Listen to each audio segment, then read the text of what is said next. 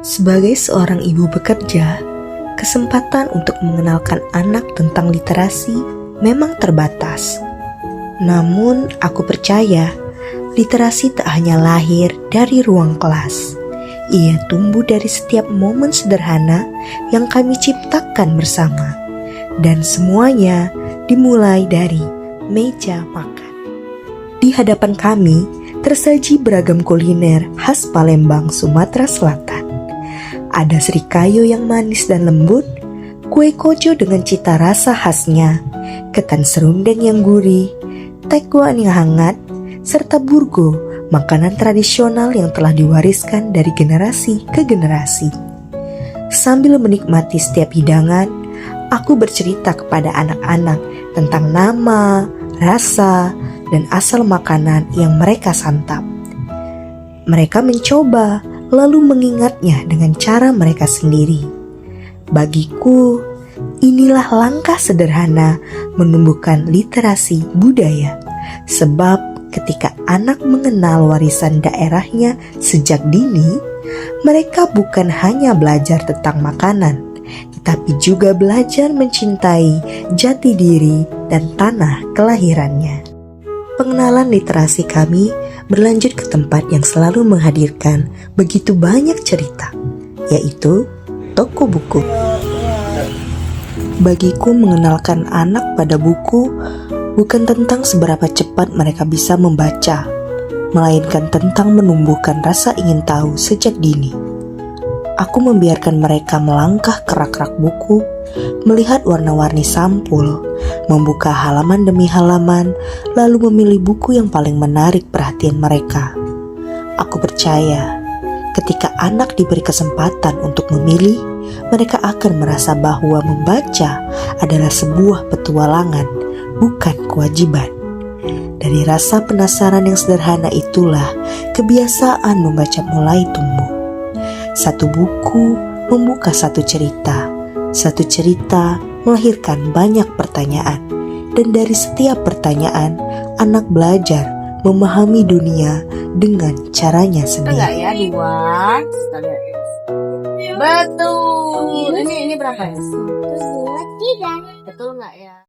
Melihat mereka mampu memilih buku sendiri, membuatku semakin percaya bahwa minat baca tidak tumbuh karena paksaan. Ia tumbuh ketika anak diberi ruang untuk mengenal, memilih, dan menemukan apa yang membuat mereka penasaran. Mungkin hari ini mereka belum memahami setiap kata yang mereka baca. Namun, rasa ingin tahu yang tumbuh hari ini adalah awal dari perjalanan belajar mereka. Sebagai seorang ibu, tugasku bukan memberikan semua jawaban. Tugasku adalah membuka jalan, menemani setiap pertanyaan, dan membiarkan mereka menemukan jawabannya melalui buku-buku yang mereka cintai. Karena setiap buku yang mereka buka bukan hanya menambah pengetahuan, tetapi juga memperluas cara mereka memandang dunia. Di malam harinya, aku melanjutkan pengenalan literasi dengan mengenalkan warisan budaya yang dapat disentuh dan dilihat secara langsung. Itu namanya? Kain songket. Kain songket. Warnanya? Biru, Oh iya, warnanya? kuning dan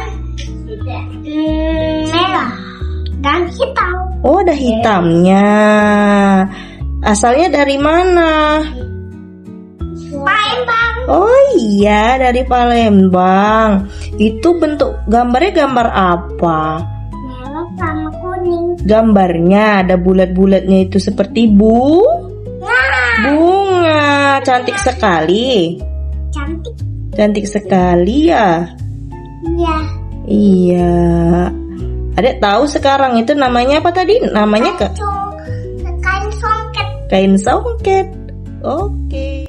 Anak-anak mungkin belum memahami arti sebuah warisan budaya, tapi suatu hari nanti mereka akan ingat bahwa cinta pada budaya pernah tumbuh dari pelukan rumah. Siapa nama kakaknya tadi? Kakak Reno itu beribadah Apa kalau kata ibu beribadah? Beribadah itu apa namanya? Sholat. Ayu sholat gak? Sholat. Oh. Itu siapa itu? Mela dan kakak Reno. Dan setiap hari yang penuh cerita selalu kami tutup dengan satu kebiasaan sederhana, membaca bersama sebelum mereka berangkat tidur. Aku tak pernah tahu pelajaran mana yang akan paling mereka ingat. Mungkin tentang cita rasa kuliner khas daerah, atau tentang indahnya selembar kain songket, atau mungkin dari cerita yang kami baca sebelum mereka terlelap. Aku percaya setiap momen sederhana yang kami lalui bersama adalah cara menumbuhkan rasa ingin tahu, kecintaan pada budaya, dan semangat untuk terus belajar. Karena bagiku, literasi bukan sekedar mengajak anak membaca. Literasi adalah mengenalkan kehidupan, menanamkan nilai, dan menghadirkan pengalaman yang akan mereka kenang sepanjang hayat.